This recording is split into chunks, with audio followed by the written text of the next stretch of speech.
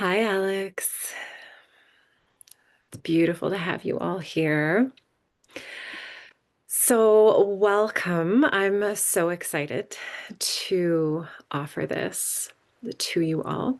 How this is going to look this morning is there's going to be a transmission on boundaries. And then we're going to go into a practice. And then I'm going to open the floor for Q&A afterwards, where you can get direct coaching from me in the moment. This is being recorded.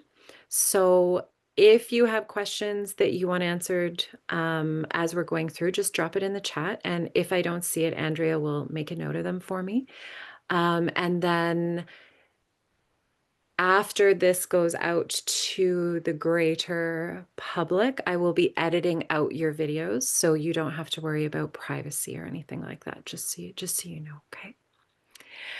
I have my notes on my left, so I'll be looking over here, just so you know.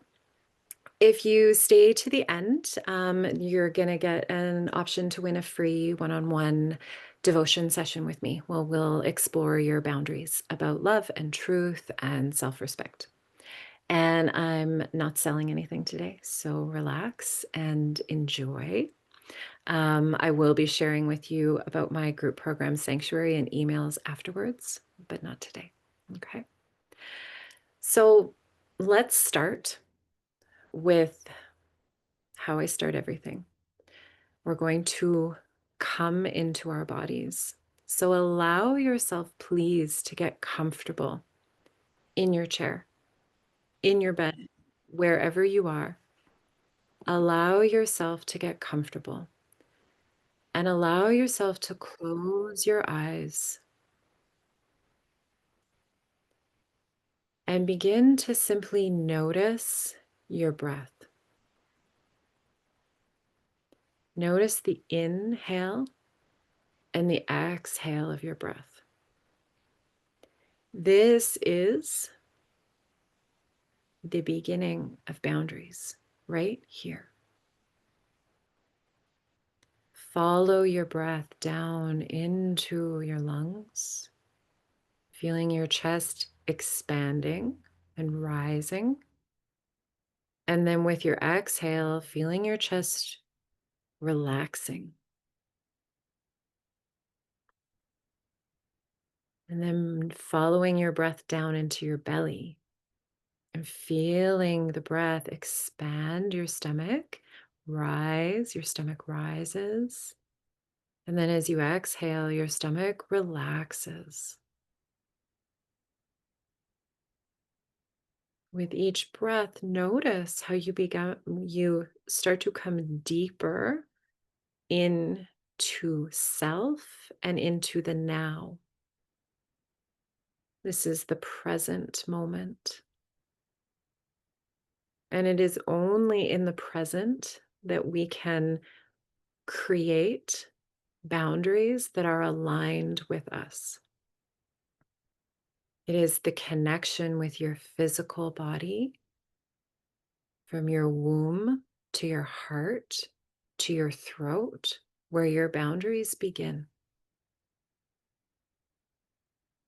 So take 3 nourishing breaths here in whatever cadence and rhythm feels correct for you.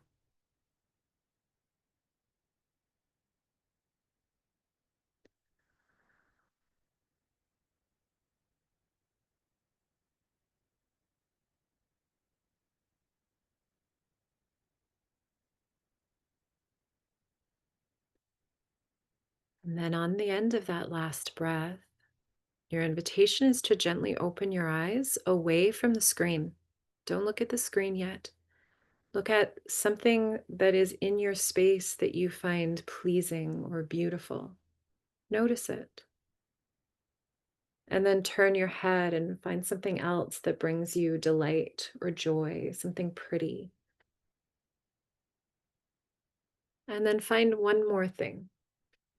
I'm looking at colorful pillows and cedar trees. And then when you're ready, bringing yourself to our group now, to these beautiful souls that have gathered together. And I want you to notice now how you feel. Is there a difference from when you first joined to this moment? I know there is for me. Right? At first, I was I was a little, now I'm like, a little more grounded, more present. So, if we aren't in ourselves, in our embodied state, we don't know what our true boundaries are. We are taught to create boundaries from the mind. And while the mind is very beneficial in us sorting out what we need and want and desire in our life, boundaries start in the somatic connection to your experience. What feels good and pleasurable and what doesn't. So this is going to be a woven transmission, and I do have points, but I tend to, if you've been in the room with me before, I tend to go off and then I come back again. And let's start with this, because let's start with this question. How do you want to feel in your relationships? And I want you to drop this in the chat, please. Whether it's a romantic relationship or a friendship or a colleague, what's the feeling that you desire the most in your relationships? There is no wrong answer.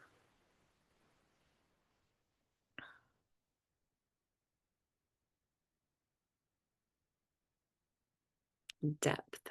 Thank you. That's a good one. Seen and heard and connection. Thank you. Respect and honesty, safety. Yeah. Right? This is why we're here, for these sensations, these felt senses with people. This is what makes relationships worthwhile. That like promise of safety and to be felt and seen and to go deep and to be heard and connected. This is why we want relationships. This is why relationships can feel really good. And it can be really challenging to create these emotions. So I want you to remember what you wrote down there. And we're going to come back to that a little bit later.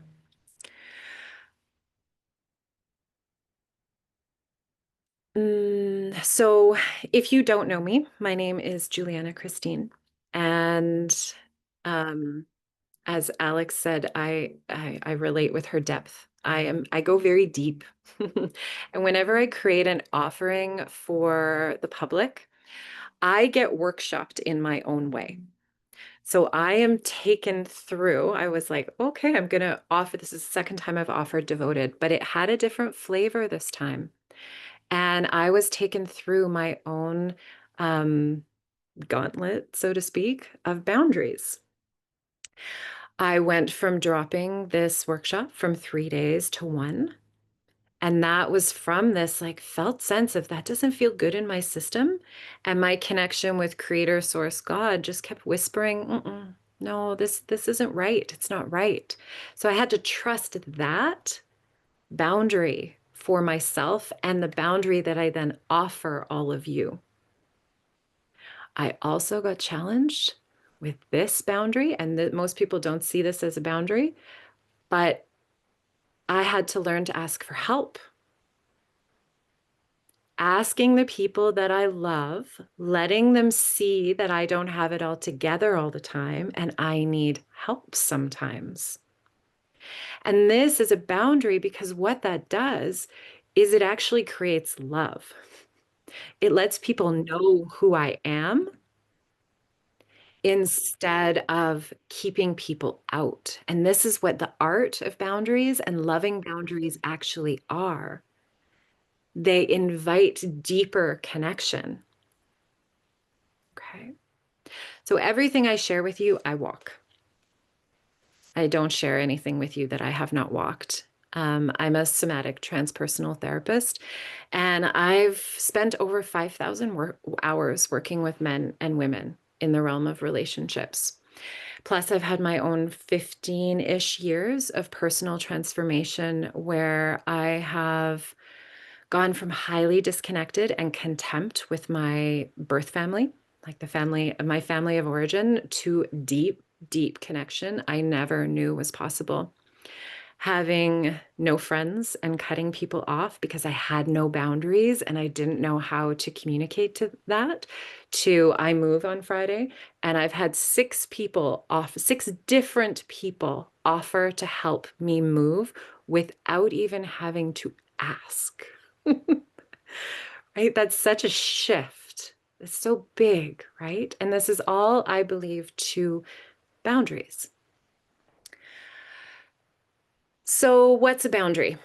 Drop in the chat what kind of boundaries have you tried to set? How do you perceive boundaries? Let me know in the chat.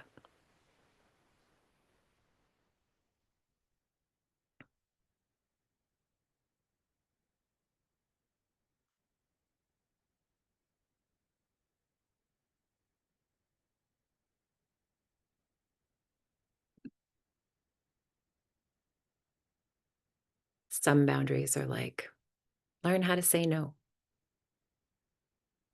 Ways of setting expectations about behavior. Good one. Yes, expectations about behavior. Boundaries around the holidays. How do we set boundaries around the holidays? Beautiful. Taking space from certain people to protect my own emotional world when I'm more sensitive. Communicating personal limits. Yeah, these are great. These are great examples of boundaries. And do you ever feel like they're hard to put into place? I see some nods. Yeah, yeah, they are. They're challenging. And we'll get into why and how we shift that. Who's tried different tips and tricks for boundaries? Like say no, speak your needs, use I statements, talk from your feelings, be in refusal for any type of bad behavior or behavior that you don't agree with. I see nods, see hands, so many. Yeah, yeah, yeah. They don't, they, they are true. All of these tips and tricks are actually true, but they don't get to the root of what's actually going on. They are the surface. And in order to create loving boundaries and what I call the art of boundaries that actually create a lasting impact in your life, you have to go to the root. You have to set your boundaries as foreplay into deeper connection with yourself and others. This is how we hold loving boundaries. And if we stay on the root, I've been getting this image of dandelions, right? If we stay on the surface of boundary setting, tips and tricks, they're like there's this behavior and these expectations and we mow them down every summer when they're all like everywhere, but then they come right back because you're not getting to the root of what's actually going on. So you get this repetitive pattern that goes on and on and on. And I realized this very deeply when I created this booklet that I'll send to you at the end of our session today, is how to have the conversations you're avoiding. Because we need to have hard conversations. But if we don't get to the root of what's going on inside of us so that we can ask for what we need, communicate our boundaries, those conversations are very challenging to hold or to have, to ask for what we need. So I giggled to myself when the tagline for this workshop came up. The boundaries are the real foreplay to the love you actually want. But I loved it because as women, we know that sex is better most often when there is a slow build before you get into the bedroom. It starts way before that most of the time. And if we don't, we're dry, we're shut down, we're disconnected, and we get frustrated. And often we're like, let's just get it over with already. Right? This is what's happening in relationships because we're staying on the surface. Alex said depth, right? We want depth. We want to get to the safety. Safety and connection and being seen and heard starts in the depth and starts way before we're face to face with someone else. And as women, we require this titration. So titration means to go in and come out. Step your foot into the water, step your foot out, then you go a little deeper, then you come out, then you go a little deeper. We require this level of slowness in titration because of our wombs. Your womb is deep. It holds so much wisdom. It needs slowness. And your wombs receive everything, regardless of how sensitive or empathic you may identify yourself as, your womb is picking up on everything around you all the time. Is that person safe? Did I feel seen there? Ooh, I didn't like how that person said something to me. Your womb will take that in, and it is because it's this beautiful black hole of infinite potential in your body. It will take that in, and any unexpressed pain, it will stay there in your womb. And so we need titration and slowness so our wombs can calibrate to who's actually in front of us, just like in the bedroom. So just as we aren't taught as young women to talk honestly and openly about sex and how to ask what we need and want and get curious with our partners, we weren't taught how to create amazing, thriving relationships. We look up our lineage lines. Our parents did the best they could, and our grandparents did, and so on and so on. And they all come, our parents come from, they're baby boomers. They are a product of the generation before who were potentially in World War II, the Depression. It was all about survival. We're in a different space and time as humans right now, where there is this depth of connection desired, right? You see it everywhere. The mental health conversations are huge now. They're huge. I mean, God, if I had that when I was a teenager, my goodness, how life might have been different, to have that languaging. But this is what's happening with our relationships too. We want depth. We want to be seen. We want to feel connected. There's a reason why everyone's getting divorced and separated, because that's not happening anymore. Because we don't need each other to survive as much. But we still want those amazing feelings. We're human. We're women. If you're in my world, you are a deep feeling woman, right? So what happens when we force ourselves into these relationships, just like we do with sex, before we're emotionally, physically, energetically ready? We start to feel empty. We feel forgotten because we don't know who we are in that relationship, right? And then we just want to like get it over with. Oh, I'll just go hang out with that person. I haven't had a coffee with them in a while. I'll just go, I have to do this. I'll just go do that. And then you come home and you're like, oh my God, thank God I'm home. Oh, how long do I have to, like, how many weeks can I put that off for again? This is how we're operating in the world. And I'll tell you, last night I was at my girlfriend's house, her family she has two little boys, and we went mushroom picking and ate dinner together. And I used to exist like that. Oh my God, how can I just go back home and be by myself? I used to exist like that most of the time.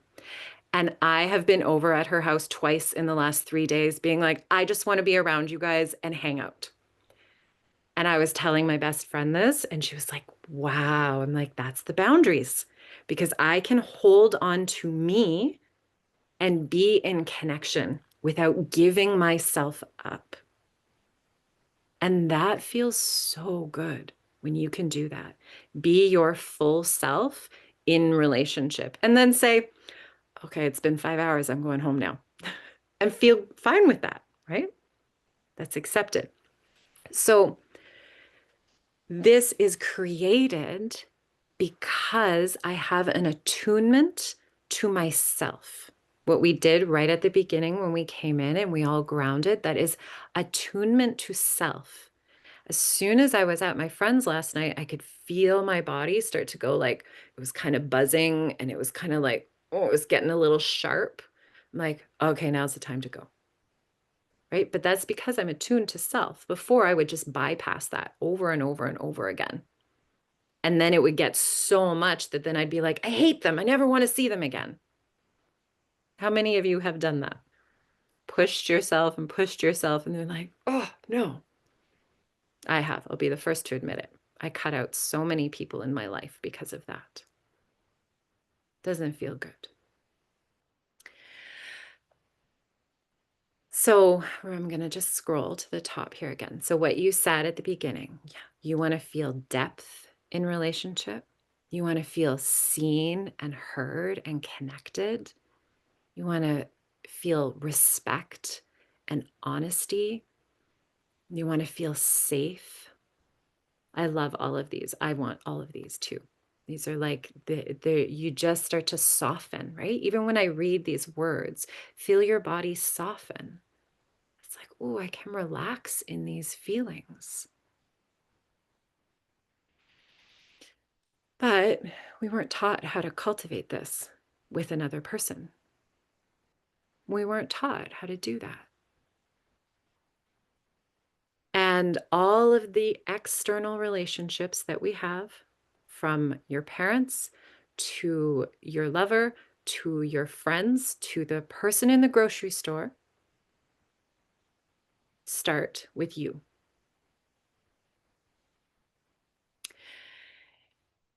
So these feelings, depth, seen and heard, connection, respect, honesty, safety, what kind of things would you do to try to get that feeling? What kinds of things how do you act in relationships to try and get these things?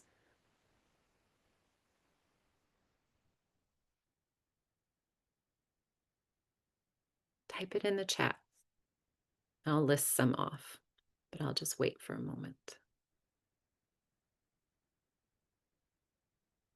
Honesty. Mhm.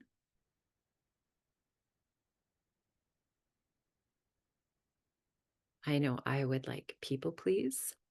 Cut parts of yourself off. Yeah.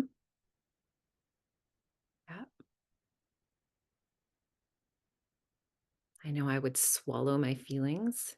Communicate often. Fawn. Good. People pleasing. Agree to things that you don't want to do. Yeah. Yeah. This is and so we do these things because we want to feel seen and heard and loved and depth and honesty and communication. Bite your tongue. Yeah. So this is the reason we do these things.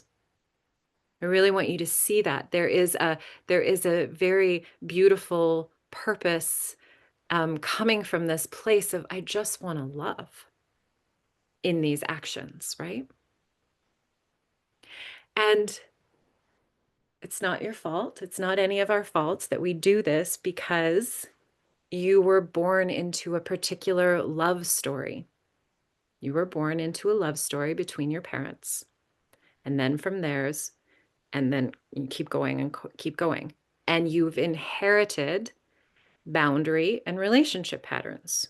This is your family system. You've inherited, I've seen it happen both ways where people who have never met their birth parents then meet their birth parents and they're like, oh my goodness, I do the same thing that my birth mother did, and I didn't even spend any time with them growing up.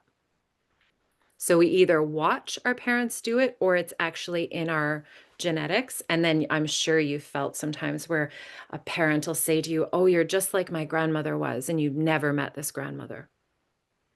These things are inherited and passed down. So we create these patterns, like you all mentioned here, right? Over communicating, cutting parts off, fawning, people pleasing, agreeing to things, biting your tongue. Oh, Andrea, you've had that experience. Very cool with your birth father. Cool. Yeah. We do these because it's our need for connection. Connection to the nervous system means survival. Think about it, a baby. Baby can't survive without connection. Baby needs another person to keep them alive. That means your mammalian nervous system, human nervous system is wired. I am going to do anything to survive. That means I will change my behavior in order to get that connection, because if the connection is gone, I feel like I'm going to die. And I really want you to feel that. This is where these behaviors come from, an honest survival mechanism. I became such a people pleaser at 2.5 when my little brother was born, premature. He was born at 28 weeks. My parents were terrified. This was in 1984.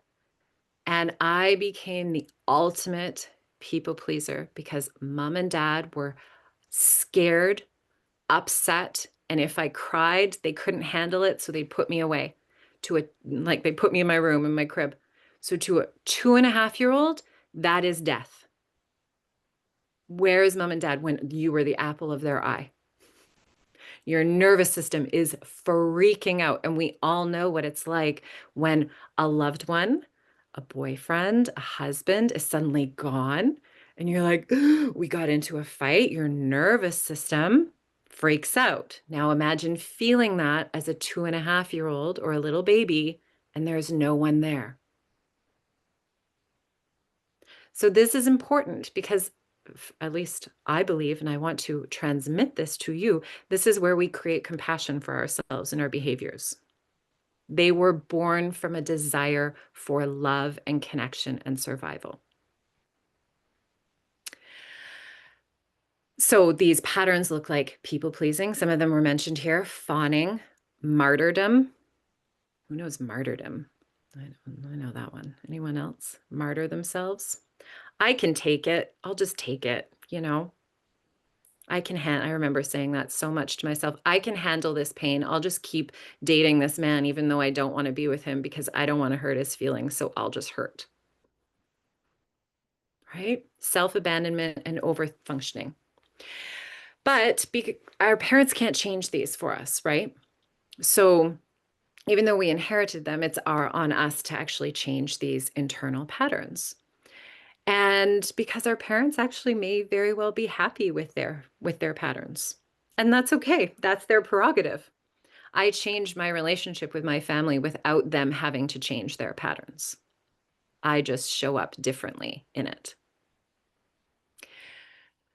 So this is where the boundary with self, that self-attunement that we needed as children to go, oh, even if mom or dad is upset, I'm still safe, that has been lost.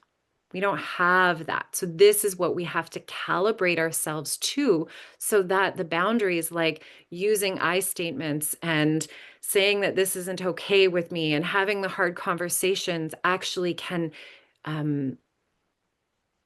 we can sit with them and be in relationship with them. How's all this landing for everybody? Give me I see smiles. If I don't see your camera, drop me a 1 in the chat if this is making sense, just so I know that you're with me. Okay, thank you. So these are patterns that are in our nervous systems, in our brains. in our neural peptides. And to change any type of pattern, we have to first bring the pattern into the light, which is part of what we're doing today. This is what I do. I fawn, I people please, I bite my tongue. So,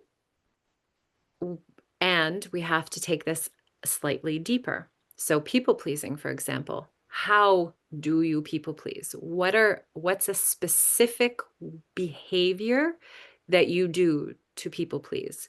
If you bite your tongue, in what specific situations do you bite your tongue?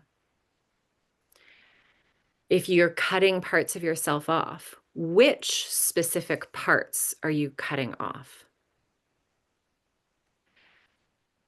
And the purpose for this is so we can start tracking ourselves. So the first one that I ever noticed years ago was I was a yes woman. I said yes all the time.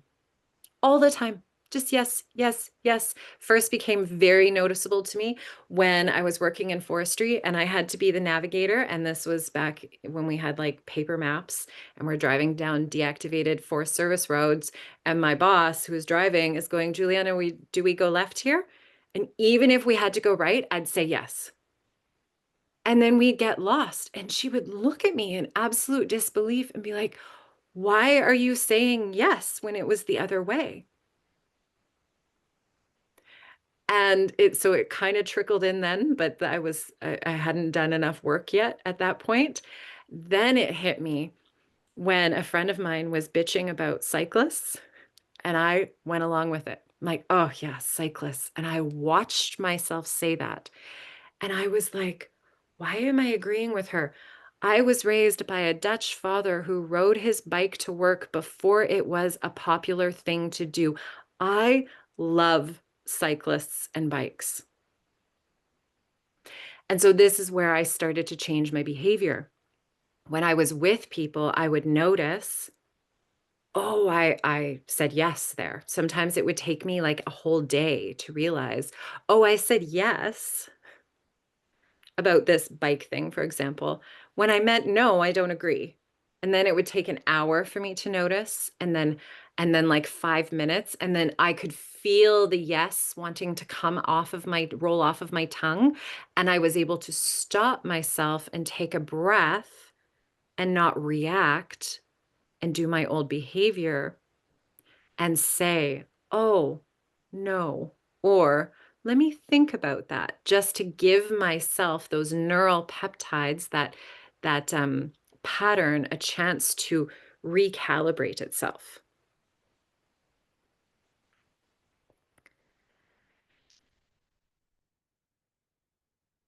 Mm, mm, mm, mm.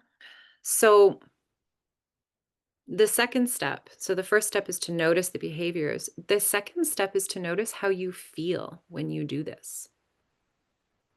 So when I started noticing that I said yes when I meant no, and this was everywhere in every aspect of my life. The example of the cyclist is a funny one, but it was in sex. It was saying yes to dates when I didn't want to.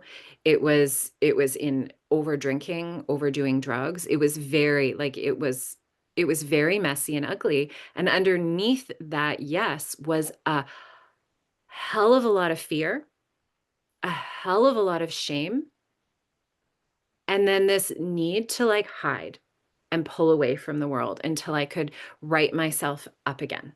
It was debilitating. So just take a moment and think about it. These behaviors that you might do where you're cutting part of yourself off, how do you feel when you do that? When you fawn, when you people please? What are the emotions that you're feeling? And if you can tap into that, please share in the chat. I would love to hear. Because this is where it gets real. And this is where boundary tips and tricks this is what it misses and what we need. Shame, regret afterwards. Thank you. Discomfort, shame, regret. Thank you for your honesty.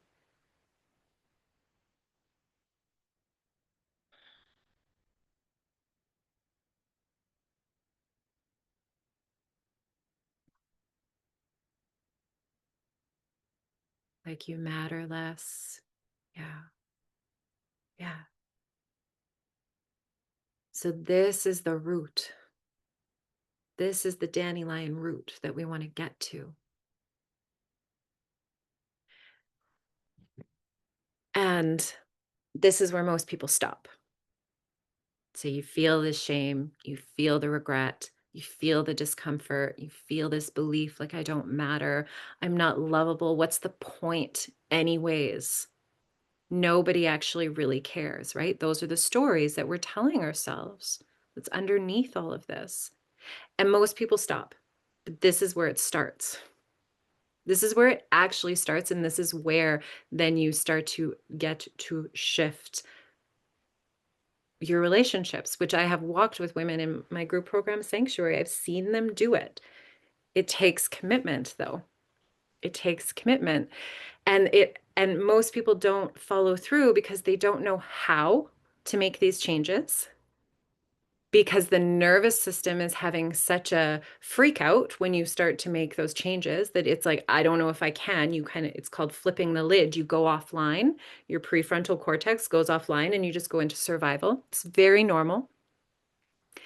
They get overwhelmed by everything else that you have to do in your life, like going to work and feeding yourself and working out and all of the other things. And so it's like, that's the last thing that I'm going to focus on.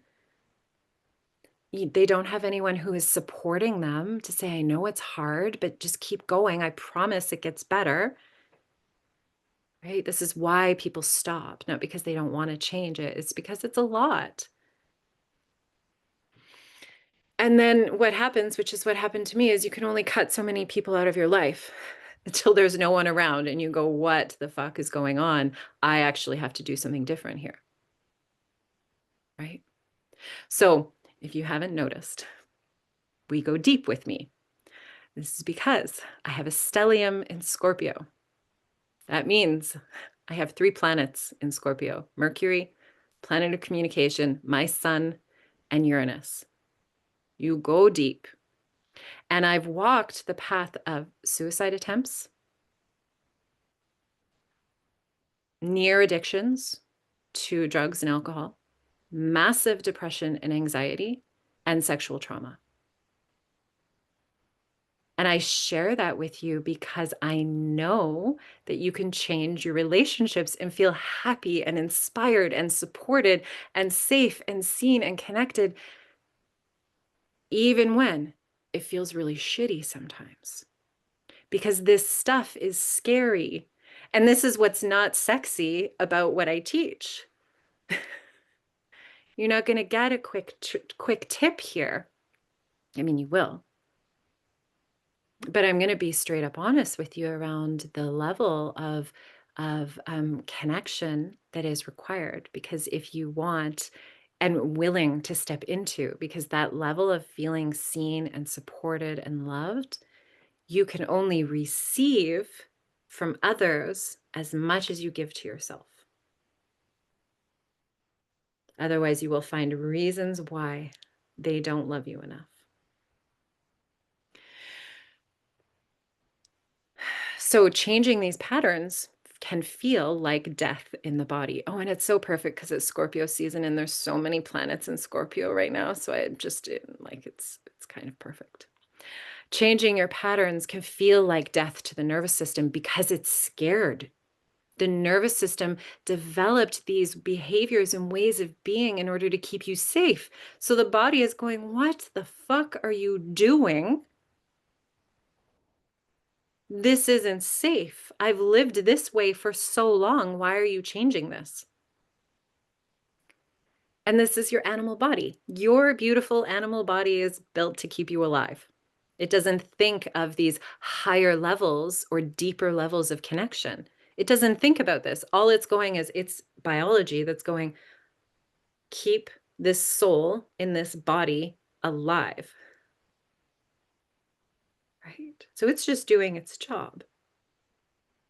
And then that survival gets looped into our belief systems. This is alchemy. This is what alchemy is. This is what the ancient teachings have taught us about tapas, about burning yourself into purity in the fire and purification. This is alchemy. So take a breath.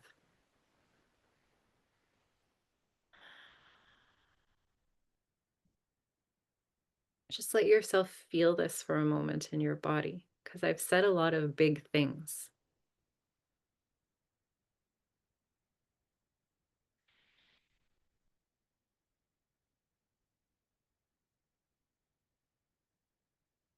We've also been taught, more so in the last, I'd say, decade, to avoid as much pain and discomfort as possible. There's an allergy to speaking what's true because we might get canceled. The witch wound is super dialed up right now. Let's hide. Something might happen. Let's not cause each other pain, right? And so the people pleasing has been dialed up. Take another breath. This breath is your single most important and simplest way to come back into self and come back into your boundaries. And I really want to encourage you that your boundary starts with your breath, and that your mind may try to discount the simple, but don't discount the simple.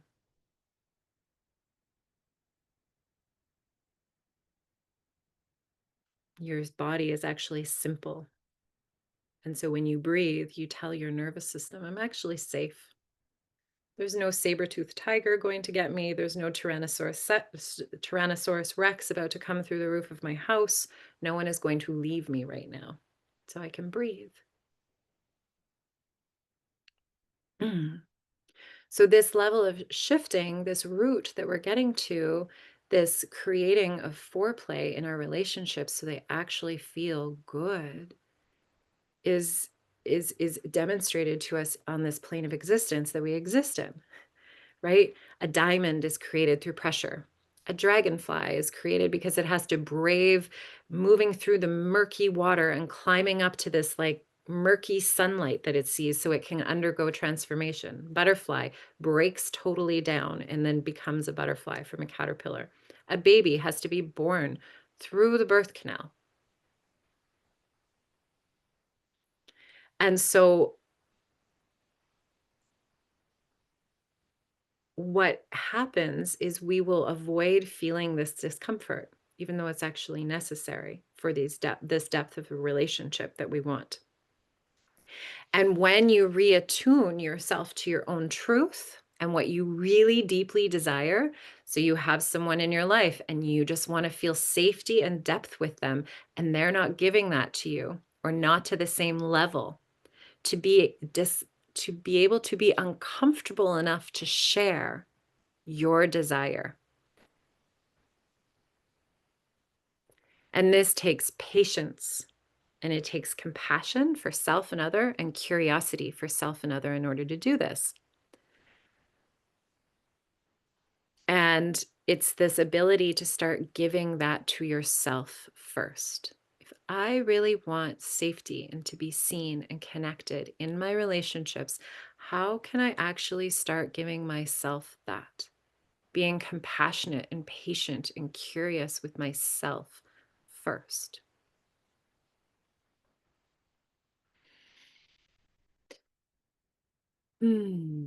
So I'm just finding my way again because I went off track.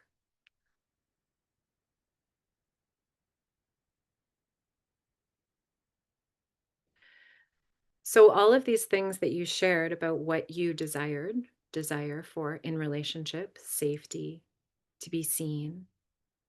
This is a natural desire of woman to feel connection. It is a biological need for us to feel that way. It allows our estrogen to balance out. It keeps the stress hormones down. It's our true and rightful desire to feel cherished and cared for. It's rightful for us to have that. But if we're operating from these inherited love patterns that we all took on, and then the ones we developed over and over again through our lives, we try to keep the connection with the people that we love from a place of fear. If they leave, I'm not going to be okay. Instead of connection from, I love myself enough here. And then we lose our discernment as to who the right people are for us. We can't see the truth of the person in front of us. We go, oh, how they just showed up right there. That's okay. That's not what they really mean. Because they texted this one way once. So I'm going to avoid how my body actually felt when they acted this way with me. Right. And this can be with romantic love, friendship, colleagues, work, boss. And then we perceive the whole world through fear, as opposed to a higher perspective that you are perfectly lovable just as you are. And then we fall in love with potential, and we hide our true feelings in our dreams and desires, and we bubble wrap our words. My very first therapist gave me that phrase, and I love that because I used to bubble wrap my words, carefully say things as to not upset too many people. And we avoid our anger until it's like raging out of us. And I'll tell you, your anger, when you can tap into that, your subtle anger, where it's at like a 1 as opposed to a 10, that will tell you immediately if something's not feeling good for you. And most women are very disconnected from their anger because it's not okay to be angry as a woman. We haven't been taught how to use anger as a fuel to move us forward.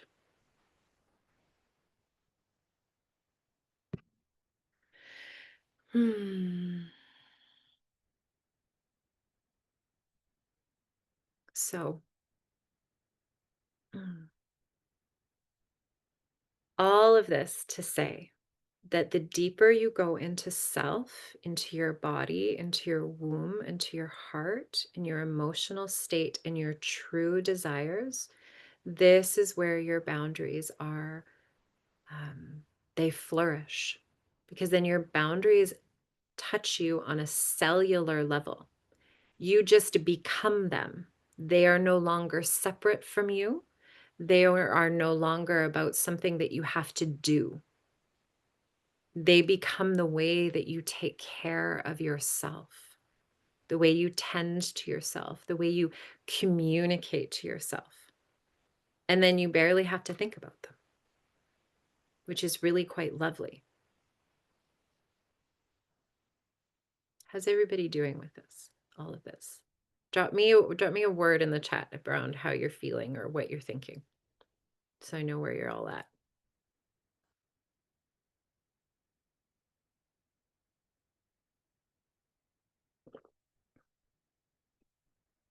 Resonating.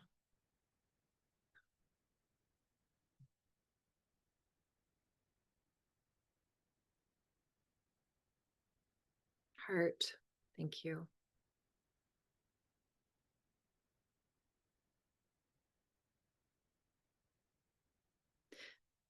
I want to really acknowledge you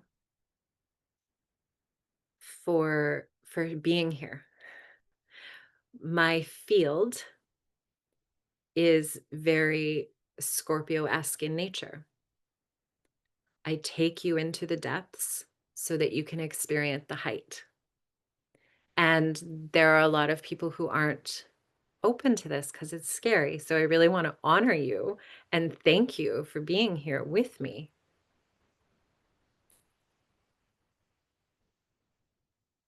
Yeah, and I'm here reading that running through things that have happened. That's great. This is where things start to like, it's like, ooh, I could change this, right? It's upon reflection that we can then create this newness, resonance, envious of people who do it naturally. Yeah. And I'll share this part with you. People who do it naturally, they will have their own level of struggle in their life and their relationships that might not be boundaries. It might be something else. So we all have something. I'm so glad you feel like I'm speaking. You're speaking my truth. My body is saying yes as I listen to your words. Thank you. Thank you. Okay. So, what we're going to do now is we're going to go into a practice. This is what I call a somatic energy attunement practice. And the purpose of this practice is I'm going to back up for a second. So, our minds are very, very powerful creators. This is why you can think about something coming in the future or something that you've experienced in the past and have the same level of anxiety as you did in the past, even though it's not happening now, or you're preparing for something weeks from now and you're having anxiety as if it's happening now. This is because the mind does not know the difference between the past, present, and future. We can use this to our benefit. This is why shamanic journey work is so powerful. This is why visioning is powerful. This is why you can have healing dreams where you suddenly have something that happened in your like sleeping dream state and you wake up with a whole new realization. It's because your mind doesn't know the difference between what reality you're existing in.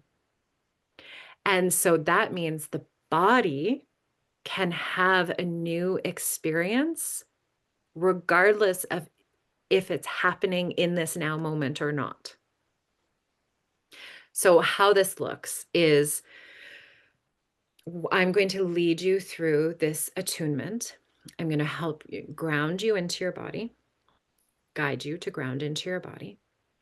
And we're going to play energetically with boundaries. I'm going to guide you into your womb and your heart.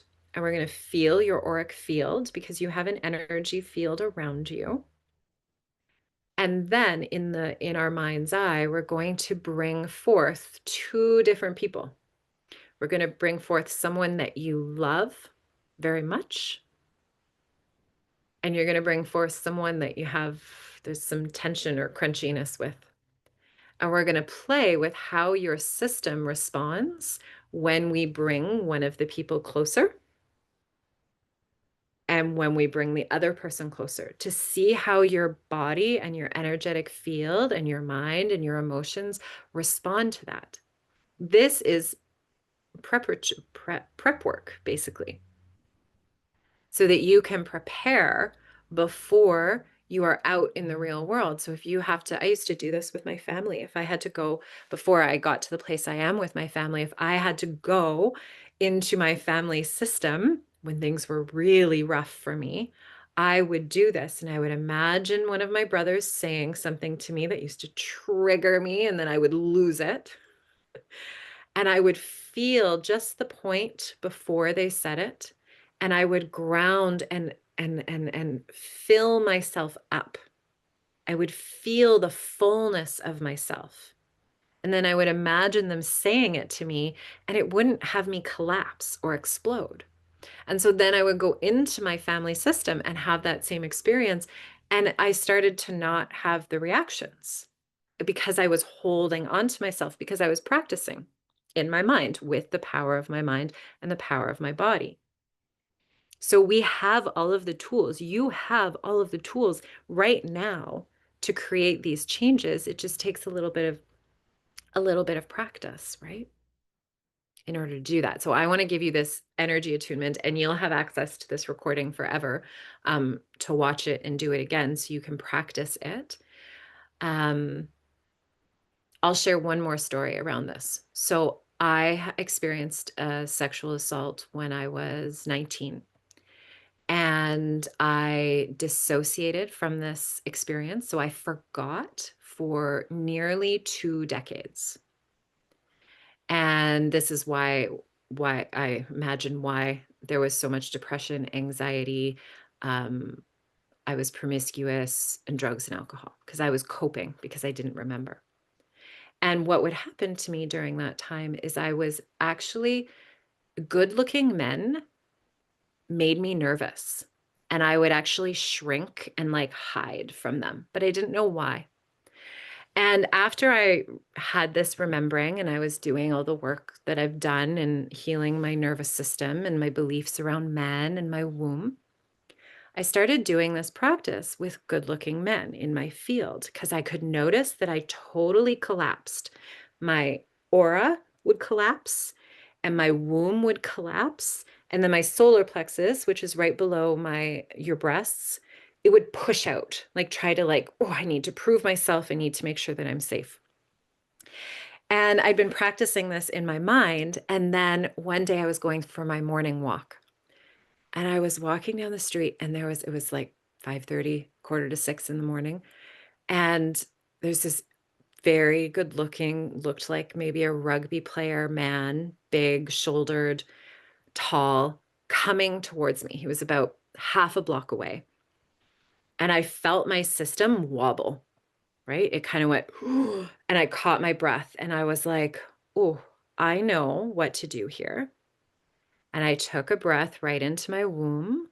And I allowed myself to take up my whole space with myself. I held my power without pushing out, and I didn't collapse. And this man walked past me, and I was able to look him straight in the eye and give him an honest smile and greeting, and he did the same.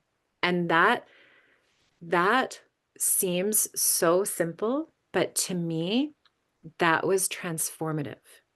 Because I didn't know before that moment which man I found attractive or not because of the trauma. After that, I was like, oh, my system recognizes that as a man that I find attractive and good looking. Now that I don't have to be scared of that, I can allow more of that in my life. So I created a boundary for myself to feel safe enough to be all of me in relationship to a man that I find attractive so that I can then allow myself to be seen, what we want, communicate from my depth, what we want, feel connection without collapsing. That's a boundary. Do you follow how that's a boundary, everybody? Does that make sense? Yeah. Okay. Cool. Because then without collapsing with good looking men now, I can actually say what I want and say what I need, which are boundaries, because I'm not in a collapsed, fawning state of they're going to hurt me. So I just need to pretend. Okay. Are you all up for this practice? Yeah. Okay. So I'm going to lead you through it. You don't have to worry about anything. Everything that happens is perfect. Whatever unfolds. Um, yeah, let's dive in. So allowing yourself to, or actually before we start, does anyone have any questions? Just to make sure. Okay. So allowing yourself to get comfortable. Don't have to sit up straight. You can lie down if you want to. And allow your eyes to gently soften and close down.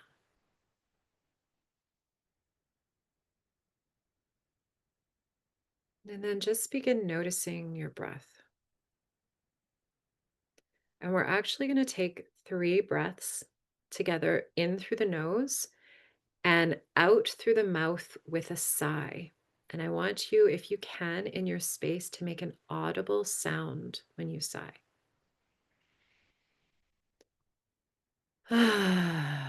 Just like that. Really let yourself create some sound with that exhale through your mouth. And if it feels a little uncomfortable, that's okay. Just try it to the best of your ability.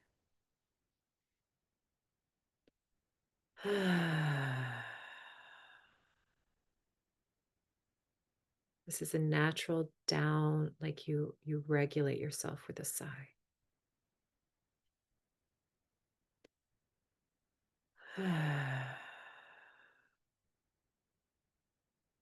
Placing one hand on your stomach, if that feels right, one hand on your heart, just taking a moment to connect to your body.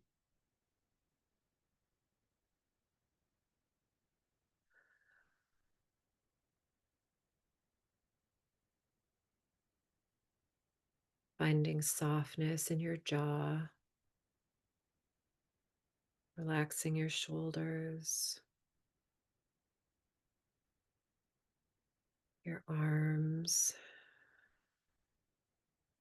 sending the breath into your hips, just allowing yourself to slow down.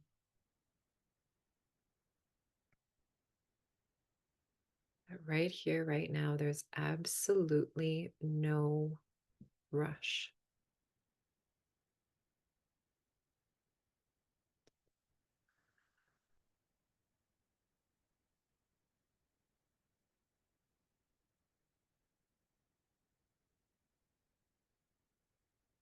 And you're going to bring your awareness down to your hips, to your womb,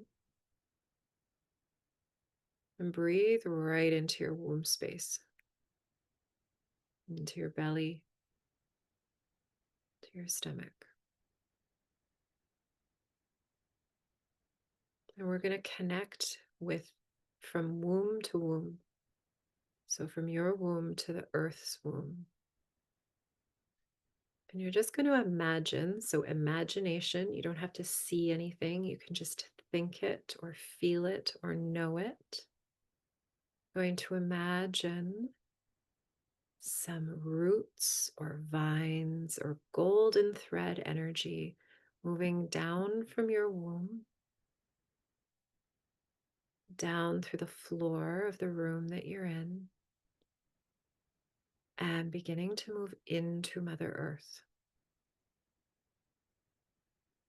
And Mother Earth gently and easily parts to allow your energy to enter into hers. And you feel this energy going down, down, down. And she envelops you even more. And you go right down until you find Mama Earth's womb, her core, her center.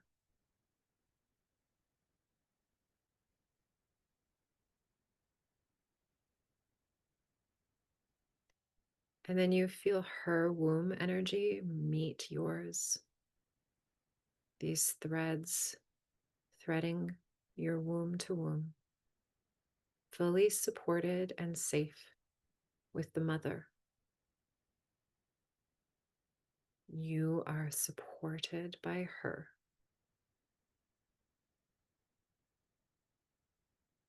Feeling that safety from her, the steadiness, this constant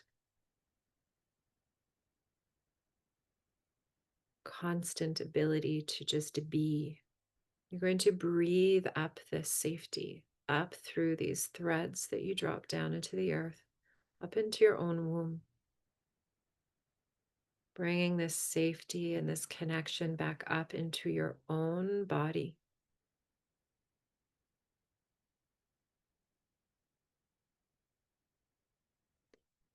Noticing perhaps a feeling of warmth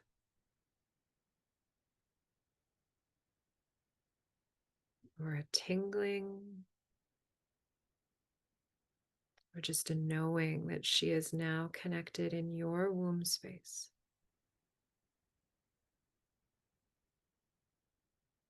Just allowing yourself to sit in this for a moment. This connection, this sisterhood.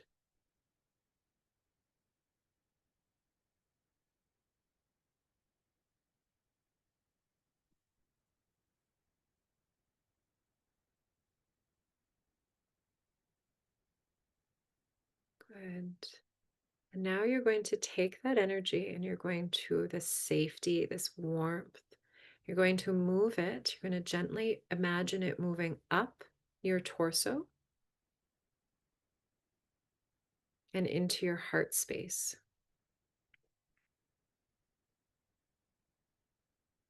So womb into heart.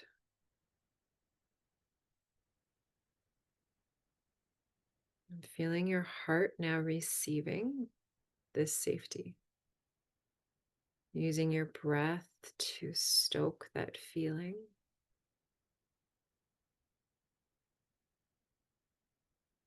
Allowing this connection to move through your chest, your back.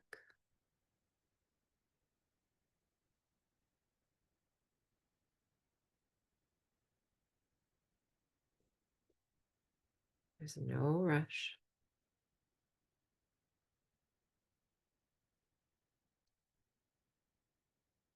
Now, from this place, you're going to gently begin to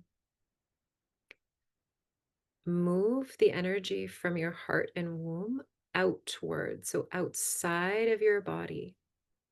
And this energy from your heart and womb is going to show you the edges of your aura. So, where the edge of your energetic field is. Just allowing yourself to play here. It might be really close to you, and that is pure perfection. It might be further away from your physical body, and that too is perfection. You're just dancing in your own energy here, getting to know your energetic field.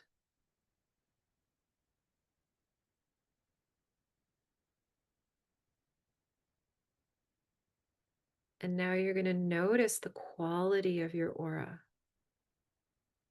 Does it have a color? Does it have a shape? Are there any places that it's bumpy? Just trusting your instinct, your intuition. Are there any holes? And if there's anything that needs your tending, just allowing yourself using your imagination to smooth out any of the bumps, to fill in any of the holes, to stitch up any tears. This is you creating intimacy with yourself here, really knowing yourself.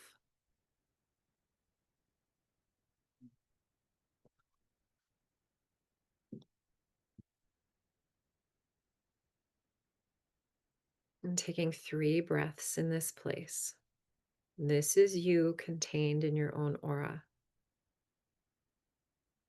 Notice how you feel here. Maybe it feels a little new. Maybe it feels really relaxing.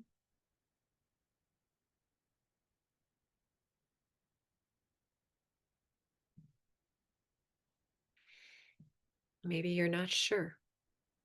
Just staying in the curiosity of this exploration.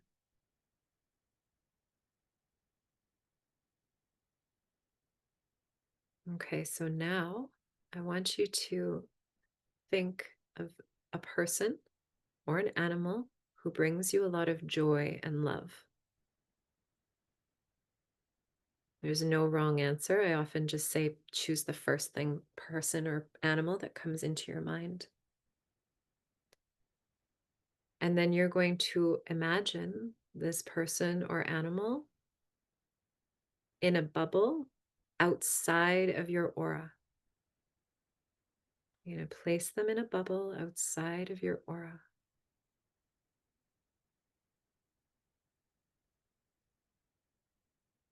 And then you're going to smooth out your aura again. Push this person or animal as far away as you need to, just observing them.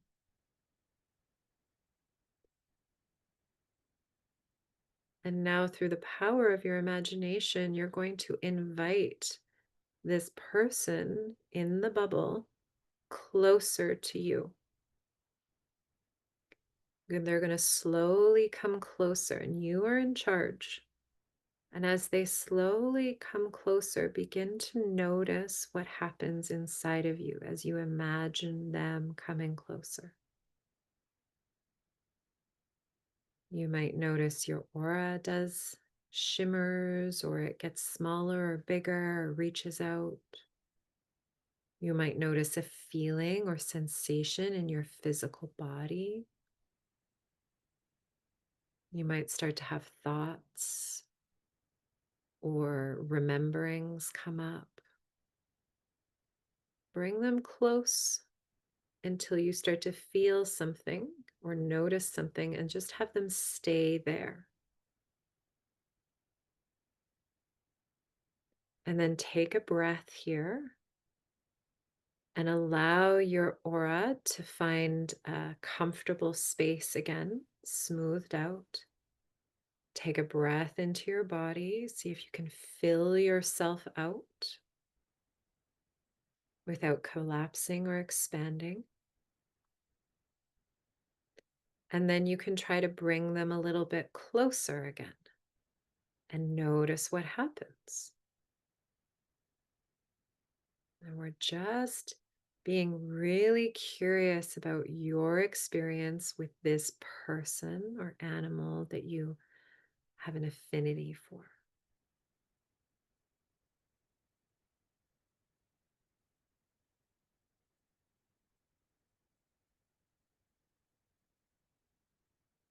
Good. And now you're going to push them all the way out of your space again. They can stay in the bubble.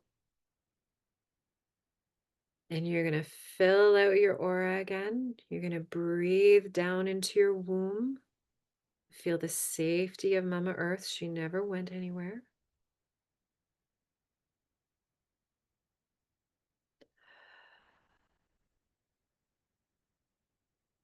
Good. Now, so this person's just going to stay outside in their bubble away from you. Now you're going to bring into your mind someone where there's some tension. Please don't choose someone who you have a big thing with right now. Someone with a little bit of tension, a little bit of crunchiness. And you're going to put them outside of your aura in a bubble.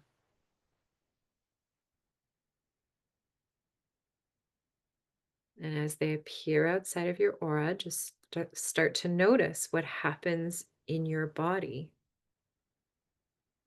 what happens in your aura, what happens in your mind and your emotions.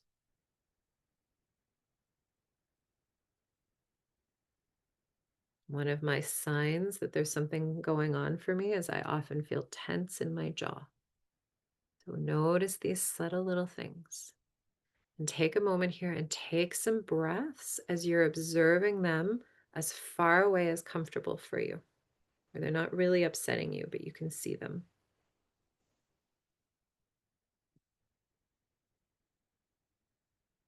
Allow yourself to feel the support of Mama Earth. Feel her in your womb, safety in your heart. Notice the edges of your aura.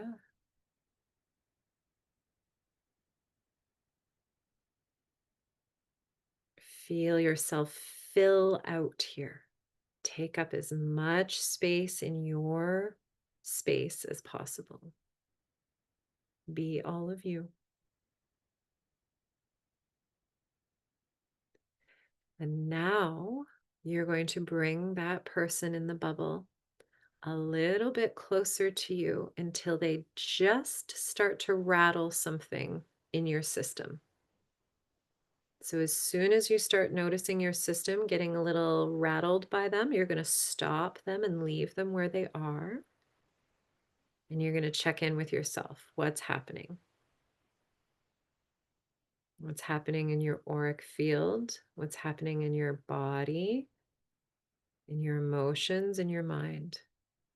And see if you can reconnect to the earth, bringing that feeling of safety and connection back up into your womb and your heart.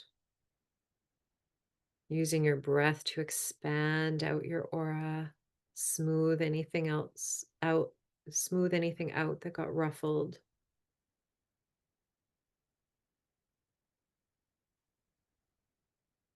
Good. Now, if it feels right, you can try and bring this person a little bit closer until your aura just gets ruffled again. And then you're going to do the same thing. You're going to stop them and ground into your body, connect to the earth, feel your aura, feel your breath. Send your breath to any places in your physical body that needs relaxation.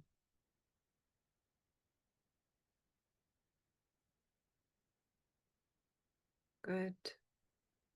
Now you're going to push this person far away and you're going to pop the bubble, and their whole energy is going to go back down into the earth, and it's going to go back to where it belongs, the earth she knows. You're going to breathe back up into your womb and into your heart and really feeling the edges of your aura. Take some breaths here. Notice what it's like to be in yourself and this connected to yourself. And now we're going to do one more thing with this person or animal that you love who's still out there in the bubble. As you're going to invite this person closer in the bubble. And as this person comes closer, I want you to notice the feeling of whatever feeling they evoke in you, whether it's love or joy or connection or safety. And instead of rushing them forward into your space, you're going to just hold them at a place where it's like, ooh, can I breathe and really allow this safety, this trust? Can I really allow this in?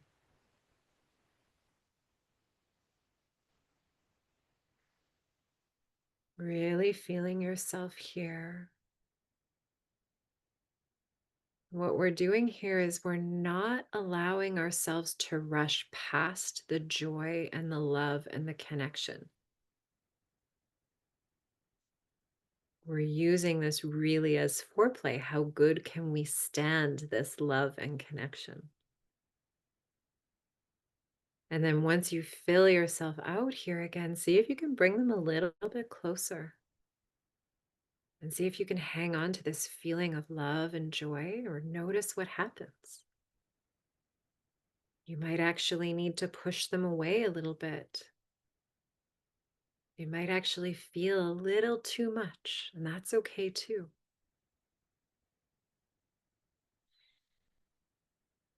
Mm.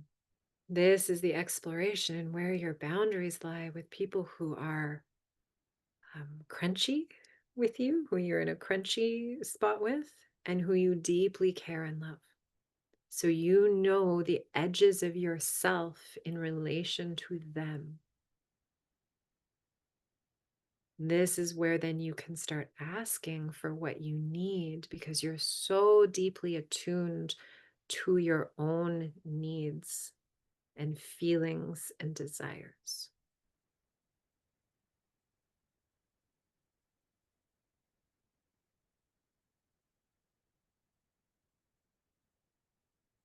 Okay, so now pushing them all the way away, thanking them, these beautiful people that you love, and popping the bubble and allowing that to go back into the earth and sending their energy back to where they belong.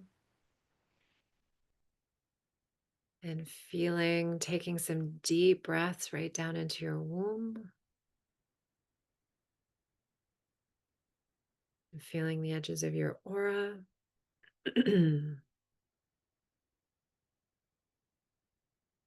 Placing a hand on your stomach or your heart.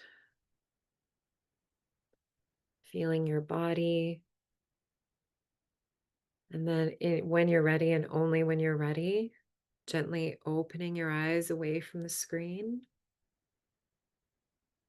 and attuning yourself back into the space by looking around the room at some things that are pleasing to you.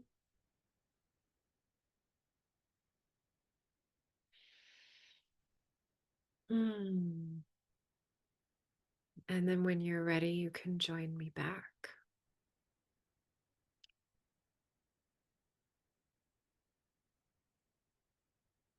And I'd love to hear in the chat how that was for you. What did you notice?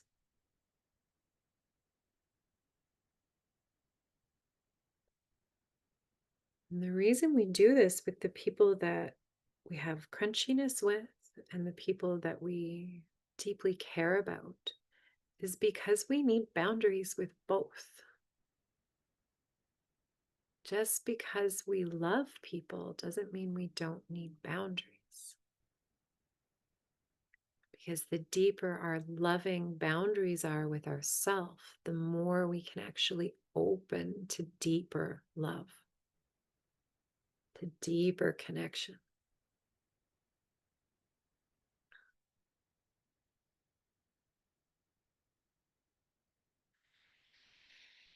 Is everyone back? Just so I know. If I don't see you on camera, just drop a 1 or a Y in the chat so I know that you're here and you're okay.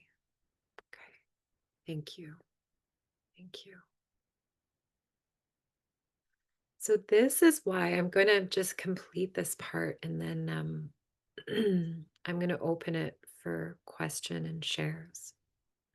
This is where your true boundaries start.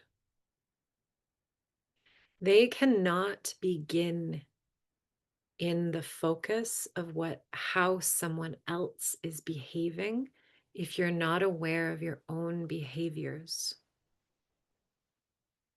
and what's underneath and behind these behaviors. I shared at the beginning that whenever I offer something new to the public, I have to go through my own initiation. I had a whole experience around boundaries in relation to pleasure and men over the last 2 weeks that I've never experienced before. Because of the trauma that I shared with you, I have not been able to hold pleasure. I will bypass the pleasure. I have not been able to sit and hold this depth of connection and joy. Instead, it's like, this feels so good, I need to get it over with. One of my teachers used to say, how good can you stand it? Because the capacity to hold goodness is the same as our capacity to hold not so goodness. And so it took me about 3 days of my system being highly activated. And I had to slow my entire life down so that I didn't bypass what was going on for me, so that I didn't go into my mind, try to fix it, try to strategize, so that I could allow my body to recalibrate, because your body goes slow. The mind is what goes fast. And then when we exist in different realms and dimensions and timelines, we can see things, excuse me, happening. But the body is dense.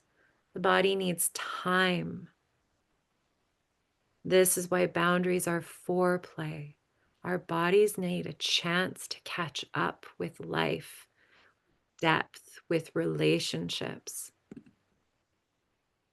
Our bodies need that opportunity to go slow.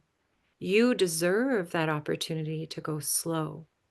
in your relationships, to have the time to connect when you need to, so that you can truly feel seen and heard. That takes time.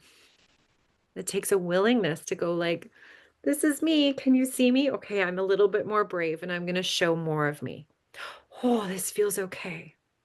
It takes time to go to depth, or at least have someone walk with you in the depths, right? To feel safety in the depths. These boundaries create safety for self and other. They create connection for self and other. And when you do this, what we just did, this practice, and then you show up in your relationships differently, you learn, because you're honoring yourself, you learn a fuck ton about the people who you're in relationship with. Because if they are having a reaction to how you're now showing up for yourself, so this is actually a little complex. For a new person, you meet somebody new and you show up now in this place for yourself.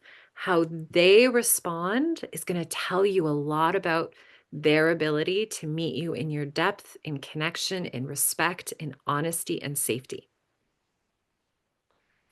Now, if you have established relationships, as we all do, and you've started doing this practice, and you start showing up maybe a little bit differently, moving a little bit more slowly,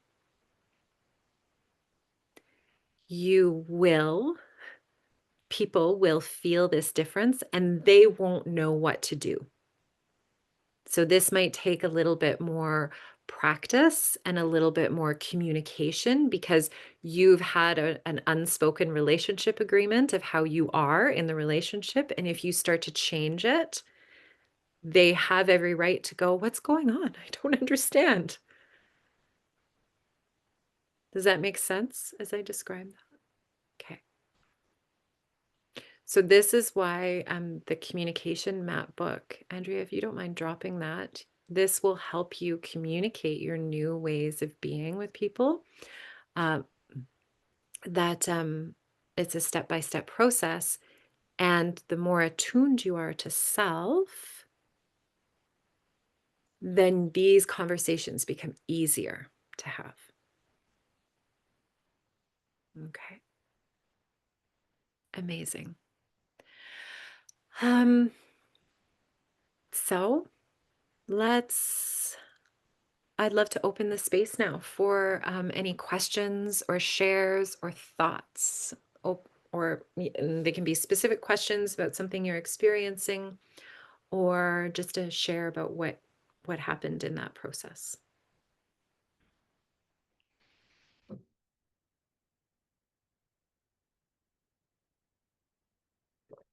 Mm. Or you can type it in the chat. I'll ask a question. You were mentioning how you have like previously been a yes person, and I definitely identify with that of like I don't necessarily feel like I fragment myself or not share all of me with the people, but I think my problem is probably the opposite, where it's like I share all of me and give all of me at the expense of me oftentimes. So like because you're aware, but I continue to like run into the cycle of like doing too much for everyone, doing too much, and then like being coming to like burnout and feeling good and feeling that like lack of like I feel responsible for everyone else, but like where is that responsibility for myself and my energy? So I think the exercise helped at least kind of put a framework for it. But if you have any other tips on how to like protect your energy a little bit more, especially when you like even when you love those people, right? Like even if you love the activities you're doing or the people you're seeing, like I think that is like definitely something I'm very curious about. It's a great question. Thank you. So there's going to be a time in your engagement with these people where there will be in your system a little bit of a, I don't really want to do this. And it might be quite subtle. And because it's so subtle, you go, oh, but I love these people and I want to hang out with these people. So you bypass the subtlety. That subtlety is what needs to be paid attention to. That little whisper of, I don't actually know if I want to do this, or I want to go home now. Oh, I'll just stay longer. Like that little place is where it's going to make a significant shift from like, I can spend this time with people to, oh my God, now I'm burnt out. Because it's in the subtle. This is why we did the subtle work. This is the root stuff. This is the subtle. It's not the more obvious, right? But it's these places that make the huge differences. This is how I can go and want to spend time with people again. Like I actually want to be around people and I'm not burnt out by it or resentful or bitter. If you know human design, I'm a projector and I can now be around people and feel totally lit up by them and then be able to withdraw when the time is right with no fear because I've shared and communicated with the people that I love, which is why you have the map book there, the conversation book, why I'm doing what I'm doing so that I'm honoring them and me. So I can say to them, oh, I'm noticing I'm tired. I love you. I need to take care of myself. Does that make sense, Alex? Yeah, and I think that that little subtlety is definitely getting louder for me, and I think the root for me is I enjoy being in connection, and it's like the feeling of like, oh, if I say no this time, I'm never gonna be invited to hang out again. They're never gonna want to hang out. I'm gonna miss out, and that's like the flip side to that is like, well, do I really bring any value if I show up exhausted and disconnected? So, Yeah. Yeah. Beautiful reflection. And um, oh, hang on. Where did it go? And that can be shared with the people that you love. mm, Oh, I'm actually really afraid right now that if I say no, and I know that you love me, but that this is the fear, a little girl, young version fear in me that if I say no, you're not going to invite me anymore. And that's how you cultivate the depth that you mm, crave by letting people into those fears, because then they know the truth of you, that you are this brilliant light in your community and you are also someone who carries some fear of being left out and needs her time by herself too. That's intimacy, right? That's real intimacy. mhm. Mhm. Thank you. You're welcome. Thank you for the question. Anyone else? You can just unmute if you want to or type it in the chat. I have a question. Um, so it might kind of be specific to each relationship, but we'll see.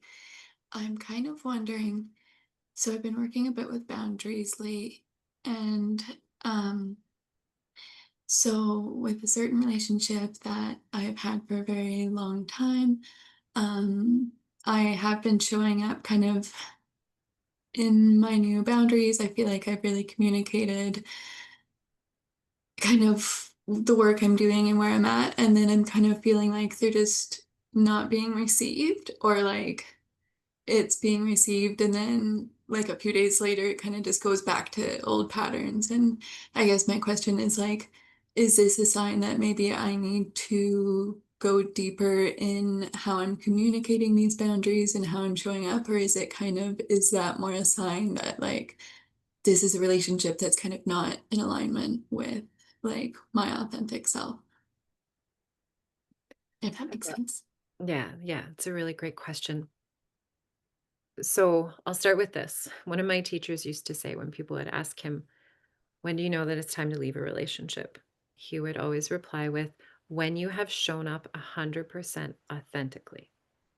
So that is, I'm just going to leave that there because that's something big to contemplate.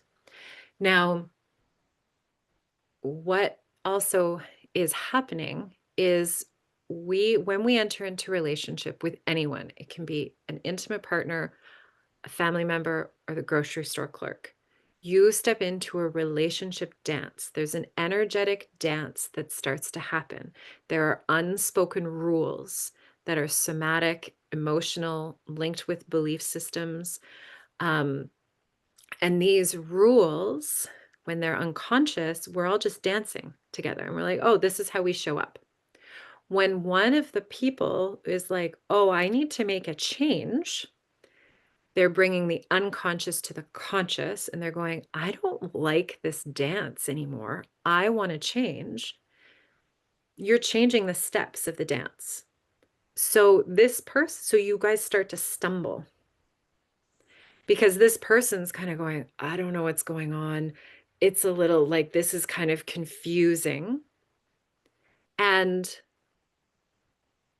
to be fair to the other person, this can take some time because they're not aware of what's going on, or they don't have a full understanding of what's happening, or they're not up for it.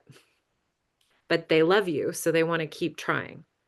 So I say there's three things that are needed in deep thriving relationships is curiosity, compassion, and honest communication.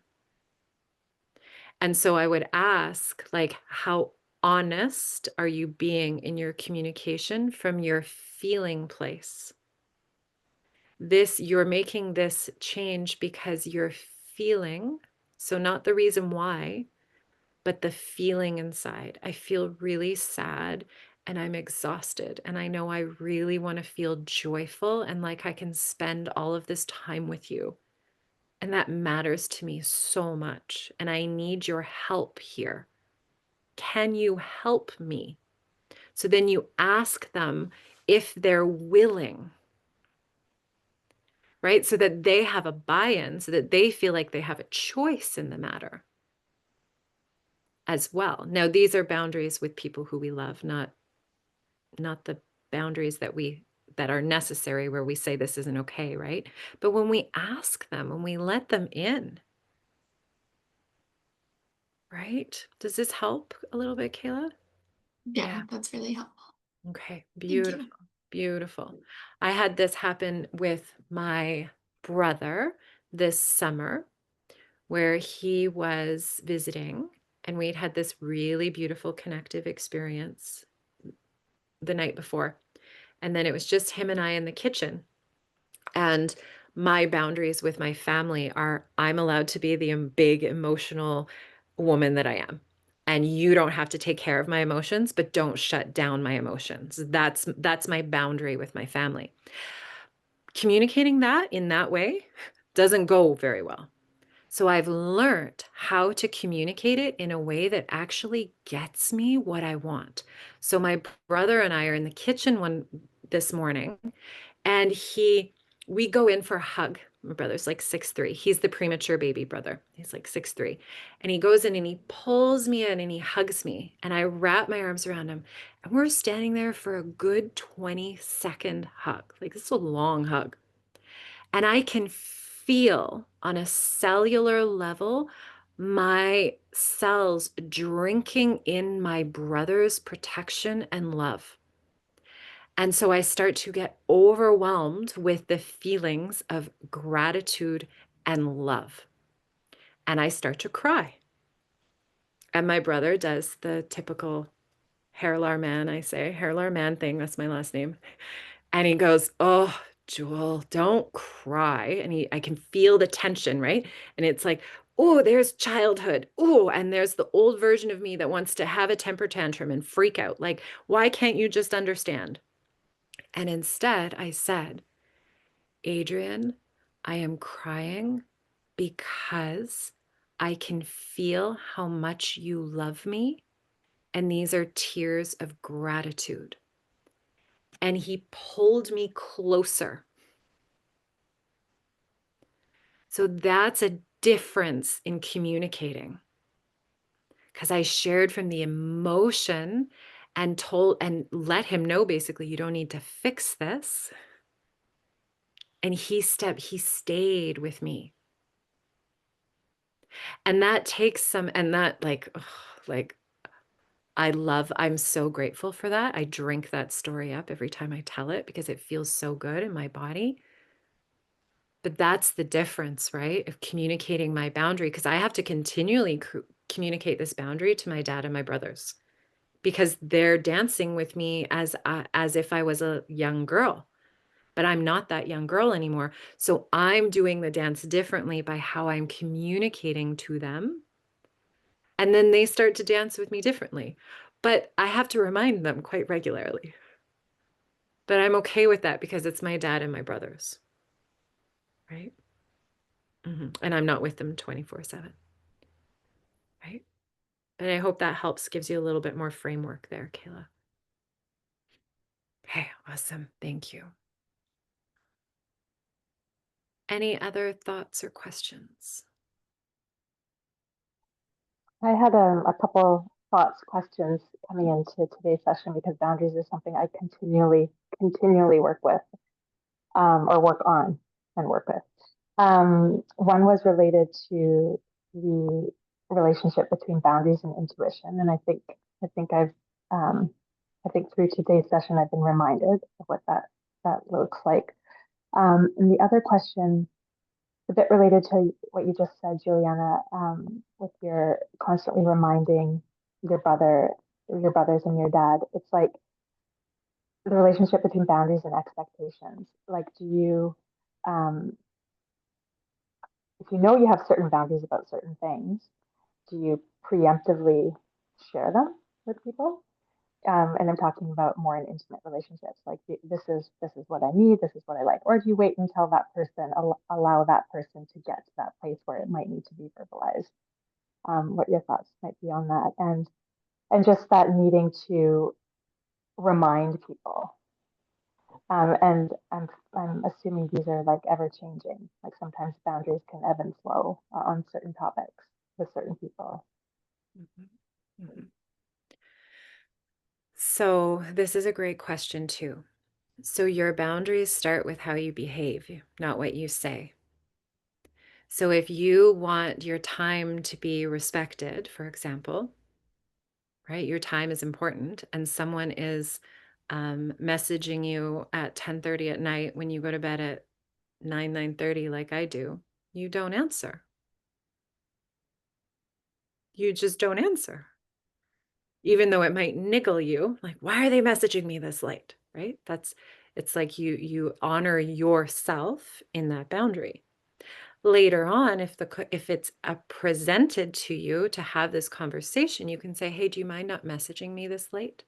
This is the reason why, because I really value my sleep and I leave my phone on just in case of emergencies with my parents, for example, right?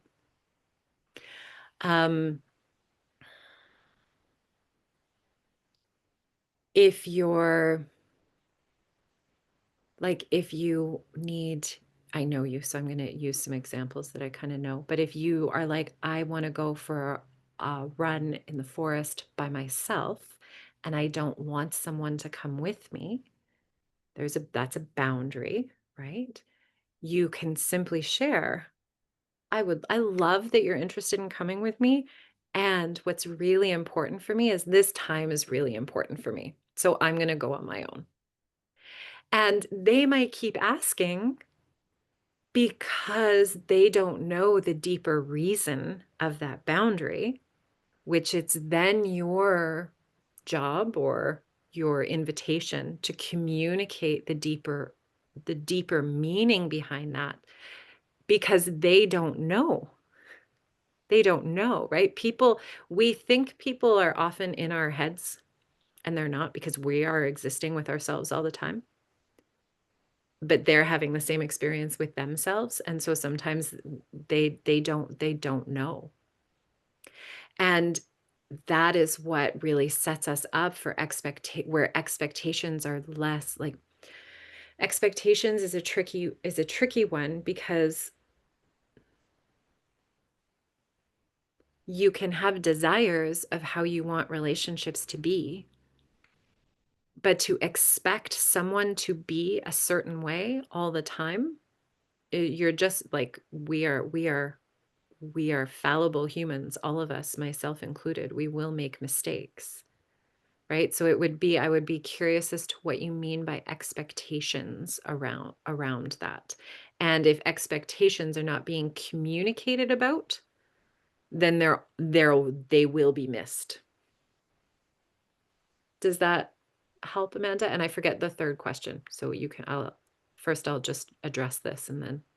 Yeah, no, that helps. And I appreciate that reminder again that it's about how you're acting, your behavior, more so than your words. That's a really good reminder for me. And then in terms of the expectations, it was just like, if you expect in a relationship things to be in a certain way and you voiced that up front, before it's even been potentially violated. Um, that was something I was, sort of preemptively avoiding something that could be a problem. And I think you've addressed that as well. I guess my third thing was just about intuition, but going through the meditation and tuning into oneself and slowing down and breathing. That's also reminding me about the link between intuition and boundaries and how to connect to that. Mm-hmm. Yeah, expectations are tricky because, and I would also just gently invite you to look at what you think is going to be violated, as opposed to, I am choosing to stand in this truth for myself. This is how I walk and how I live and how I show up. And if the people in my life, or this new person or people in my life, come in and they're not matching that, I don't want that in my life, as opposed to like violating you. You get to choose whether they are welcome or not. Because we've got to watch that with boundaries, right? This is where boundaries get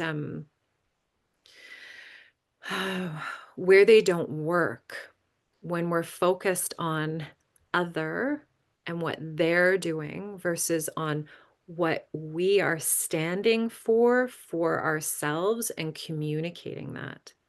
And this kind of comes back to like what Kayla was asking around, like, how do I know? And it's like, well, you can actually say to someone, then, so I have communicated this to you 5 times. The next time you do this, I will do this. Right? So if like my brother, for example, right? The next time you say this to me, like if that hadn't worked, right? What happened in the kitchen, I could say, the next time you do this, I'm actually going to walk away. But then you have to follow that. You have to do that. Right? Because sometimes it does take that, but it is that level of going like, this is how I'm going to stand for myself. Is I've communicated this to you this many times. The next time you do this, this is how I am going to respond out of love for myself. Okay. Thank you. Thanks, Amanda. Anyone else?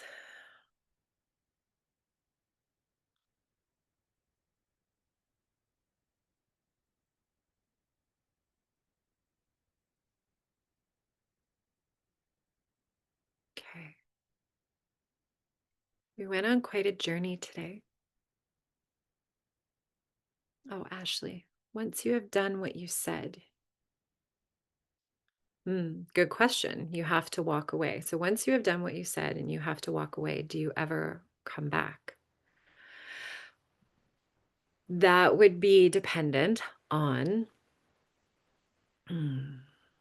how that is responded. So how that person responds to you walking away. And I also, this boundaries come to behavior, your own behavior and other people's behavior. This is what they show, right? Words don't mean much until how someone shows up with you. And so it would depend on how they adjust their behavior after you walk away. And you would need to feel in your own system in that practice that we did, right? Is this feeling okay for me? Or am I feeling myself collapsing or pushing out or not wanting this? Because that's going to give you the subtlety, the subtle answer of whether you do go back or whether you allow that person back in. And it's through that subtlety. There's no right or wrong answer to that. It is a relational dance between you and another. And it's going to shift and change based on people all the time, based on astrological transits and weather. And like it's like our relationships are changing all the time because we are changing.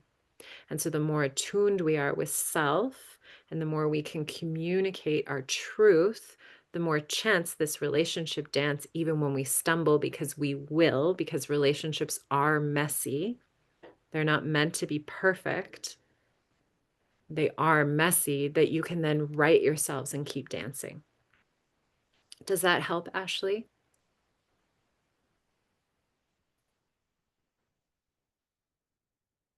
Okay, awesome. You're welcome.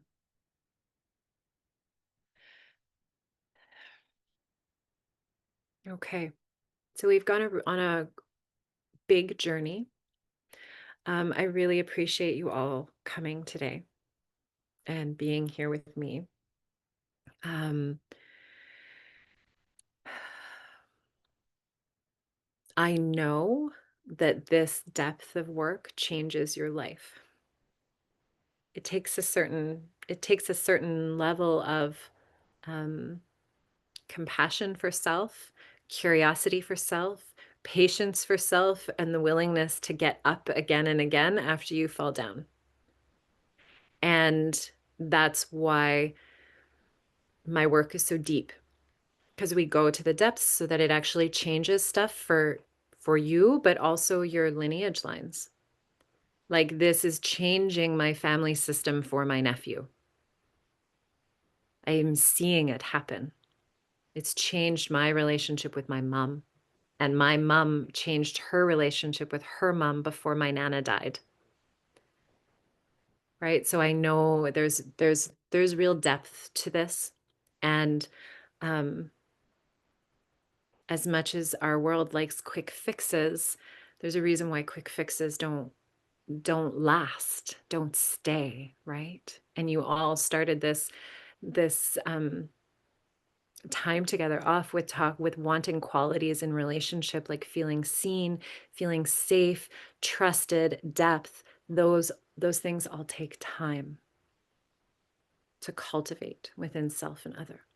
So I just really honor you for like stepping into my Scorpio waters with me and exploring to the depth. Andrea's going to drop in, it's just a very short survey. It's like 2 questions. And if you fill that in and send that to me, I'm going to enter in all of your names for a draw to win a free 1 hour session with me. So if you'd like to do that, I would love that. That helps me. That helps me understand what's working and what's not, and what you might need from me in the future.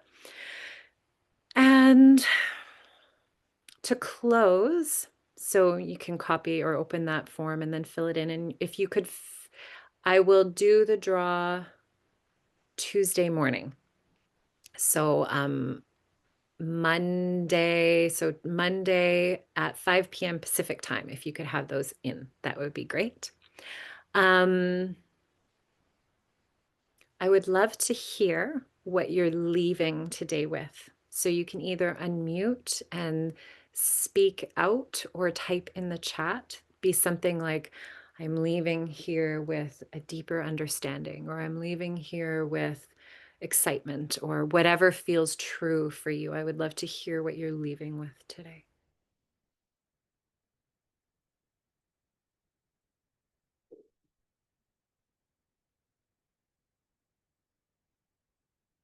I know I'm leaving here with a lot of gratitude. I feel very blessed. Confidence and reassurance. Thank you, Amanda. Steadier at having been reminded what's true and what's possible. Amazing. Thank you. Deeper breaths, spaciousness in my heart space. Thank you.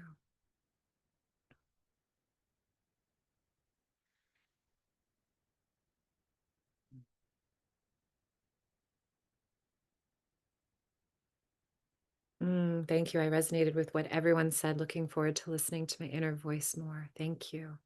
Gratitude, empowered, permission to say no and to be more in reverence of my time and energy to better create those boundaries. Amazing. Beautiful. All right, loves. I will say this. So it's my 44th birthday on November 13th. It feels very significant. It feels like I'm going into a before 44 and after 44 stage. So that's quite exciting of my life. And I'm offering anyone who signed up for this, Sanctuary is my 3-month group relationship program. And the doors are opening in February. I am running a gift for my birthday where it'll be $300 off the price. And so I will send that to you in an email. That gift will be available until I think the 8th or the 9th. I leave for Hawaii with my mom on one of those days. I think the 9th, so it would be the 8th. If you want to join, it does require a 30-minute chat with me just to make sure that we're a right fit to work together. So I will send that to you in an email. Okay, probably will come out on Wednesday or something if you're curious about that. Sanctuary is already on the website, so you can go read about that there as well. Thank you so much, everybody, for being here today. It's been such a gift to spend Sunday morning with you. I love running these calls on Sunday morning. It feels very sacred. Yeah. You're so welcome, everyone. Thank you so, so, so much. Many blessings, and I'll see you all soon. Okay. Bye.